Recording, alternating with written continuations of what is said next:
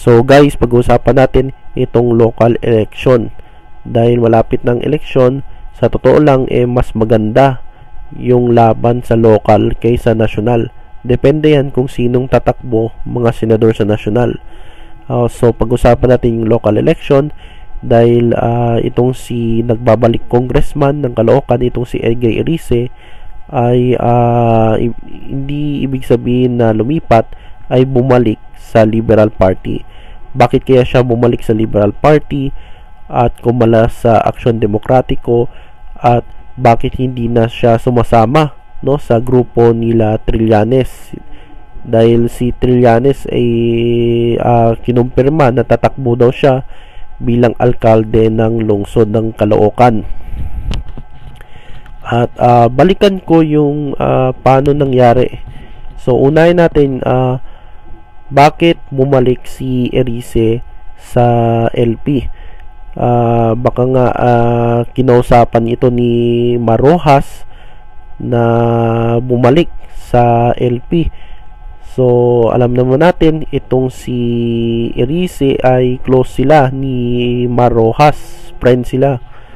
At isa pang dahilan, balikan natin noong 2022 lumipat si Erice, original na yan, parang LP na yan itong si Erice, at noong 2022 ay lumipat siya sa Aksyon Demokratiko dahil siguro nabagalan siya sa desisyon ni VP Leni, kasi nagdesisyon si Leni noong time pa ng filing ng mga COC. Diyan siya nag-announce na tatakbo siyang presidente, kaya nabagalan itong si Erice, kaya lumipat sa Aksyon Demokratiko at sinuportahan si Yorme.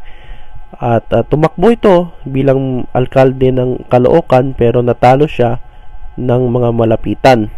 At hindi naman landslide yung niya, parang konti na yung lamang, konti lang ang agwat ng lamang.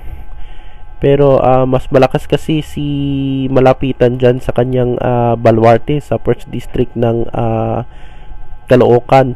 Si Erice 2nd district ng Caloocan din si Erice, pero mas malaki yung boto sa 1st district ng Caloocan. So ngayon bakit hindi na siya sumasama dyan sa grupo ni Trillanes?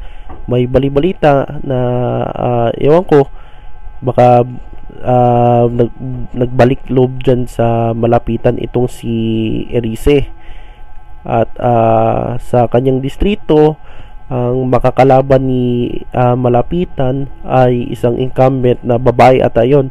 Pero yung babaeng yun ay pro Duterte, kalyado ng mga Duterte yung kalaban ni Erice.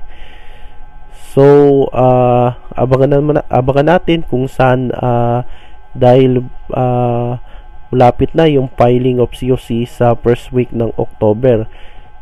At alamin natin kung sasama ba si Erice dyan sa grupo ni Trillanes, o doon balik siya or babalik siya doon kay malapitan. So